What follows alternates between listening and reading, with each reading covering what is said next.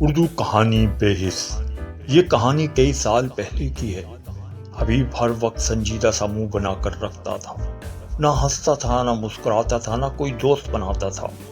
پتہ نہیں مجھ سے کیسے دوستی کر لی تھی۔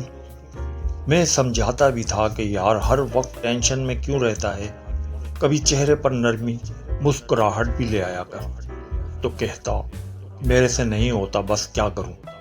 ایک دن بولا یار ابا نے انڈیا جانا ہے، میرا بھی پاسپورٹ وغیرہ سب ریڈی کروا لیے ہیں، میرا دل نہیں کر رہا، پر ابا کا غصہ تیز ہے، ان کو منع کیا تو طوفان کھڑا کر دیں گے۔ خیر کچھ دن بعد مل کر چلا گیا۔ اس کے علاوہ میرا بھی کوئی خاص دوست نہیں تھا، بس سلام دعا سب سے تھی۔ 3 ماہ بعد اچانک شام کو وہ آیا، منہ مزید اترا ہوا تھا۔ میں نے کہا مبارک ہو، واپسی کا سفر کیسا رہا؟ وہ جواب گول کرتے ہوئے بولا پرسوں گھر پر ہی 8-10 لوگوں کو بلا کر ولیمے کی دعوت ہے، ابا نے بولا ہے اشرف کو ضرور دعوت دینا۔ میں نے حیران ہو کر کہا مبارک ہو، میرا دوست انڈیا سے دلہن لے کر آیا ہے۔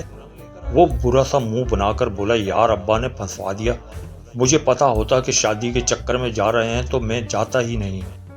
خیر دن گزرتے رہے، وہ بتاتا تھا کہ یار گاؤں کی اتنی سادہ لڑکی ہے، یہاں ہر چیز کو حیران ہو کر دیکھتی ہے، میں تو اس سے بات تک نہیں کرتا، نہ ابھی تک اس کو چھپا ہے۔ میں نے کہا یار یہ تو ظلم ہے، وہ سادہ ہے تو اس میں کیا برائی ہے، اس کا حق تو اسے دے، تیرے نکاح میں ہے، عذاب ہوگا زیادتی کی تو۔ حالانکہ میں جب جاتا تو چائے وغیرہ بنا کر لاتی، بہت عزت کرتی تھی۔ ایک دن پتہ چلا کہ منیب خالو کا بھی انتقال ہو گیا، والدہ تو 8 سال پہلے گزر گئی تھی، اب حبیب آزاد ہو گیا تھا۔ ایک دن بولا یار تیری بھابھی کو اپنی باجی کے گھر سرگودا گھمانے لے کر جا رہا ہوں۔ میں نے کہا چل میں اسٹیشن چھوڑ کر آتا ہوں۔ وہ گھبراتے ہوئے بولا نہیں ہم چلے جائیں گے، پھر تو اکیلا آئے گا بلا وجہ۔ مجھے شک ہوا یہ تو اس سے کسی قسم کا تعلق نہیں رکھتا تھا، تو گھمانے کیسے لے کر جا رہا ہے۔ میں خاموشی سے پہلے ہی کینٹ اسٹیشن پہنچ گیا، دیکھا تو سامنے سے حبیب اور اس کی بیوی آ رہے تھے۔ میں سائٹ پر ہو گیا، دونوں ٹرین میں چڑھ گئے۔ سریا بھابھی کو بٹھا کر اور سوٹ کیس وغیرہ رکھ کر نیچے اتر آیا۔ میں سمجھا کچھ سامان لینے اتر، لیکن وہ تیز قدموں سے بھاگنے والے انداز سے پل پر چڑھ کر نکل گیا۔ میں حیران کھڑا دیکھ رہا تھا۔ گاڑی نے وسل دیا اور چل پڑی۔ مجھے اس وقت کچھ سمجھ نہ آئی کیا کروں، بس ذہن میں آیا کہ گاؤں کی ان پڑھ سادہ کم عمر لڑکی ہے، پھر اوپر سے نیا ملک، کسی غلط لوگوں کے ہتھے نہ چڑھ جائے۔ میں بھاگم بھاگ اسی بوگی میں چڑھ گیا، دیکھا تو وہ پریشان ہو کر ادھر ادھر تلاش کر رہی تھی۔ میں نے سلام کیا، وہ بولی آپ یہاں کیسے اشرف بھائی، حبیب نیچے رہ گئے کہیں؟ میں نے حوصلہ دیا۔ ٹکٹ دیکھا تو حیدرآباد کا تھا۔ میں نے پوچھا کہاں جا رہے ہو؟ بولی سرگودا باجی کے گھر۔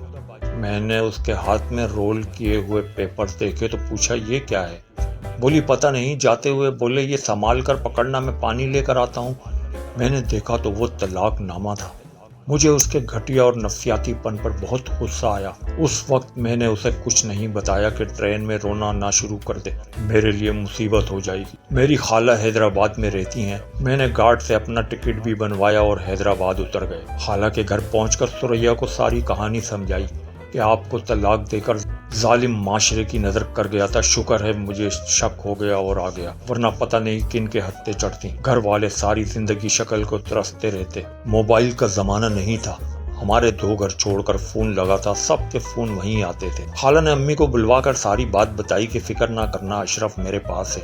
اس کو خالہ کے پاس چھوڑ کر دوسرے دن میں واپس آ گیا کہ یہاں حبیب دیکھ نہ لے اور شرمندگی سے اپنے کو کوئی نقصان نہ پہنچا لے۔ کراچی آیا تو 3 دن بعد حبیب گھر آیا کہ یار اس کو باجی کے گھر چھوڑ کر آ گیا۔ مجھے حبیب کی شکل سے نفرت ہو رہی تھی اور برداشت سے کام لیتا رہا۔ امی اور میں خالہ کے گھر جاتے رہتے اور سریا سے پوچھتے تھے کہ انڈیا جانا ہے یا پاکستان میں ہی رہنا ہے۔ وہ بولتی خالہ جی وہاں میری بیوہ ماں ہے اور 2 بہنیں ہیں بس، ماں کو پتہ چلے گا تو جیتے جی مر جائے گی، وہاں بہت جہیز مانگتے ہیں، ہم کو نوکرانی بنا کر یہیں رہنے دو۔ حبیب نے میرے ساتھ بہت برا کیا پر میں نے معاف کر دیا۔ اشرف بھائی نہ ہوتے تو پتہ نہیں میرا کیا بنتا۔ خالہ نے کہا اشرف سے شادی کرو گی؟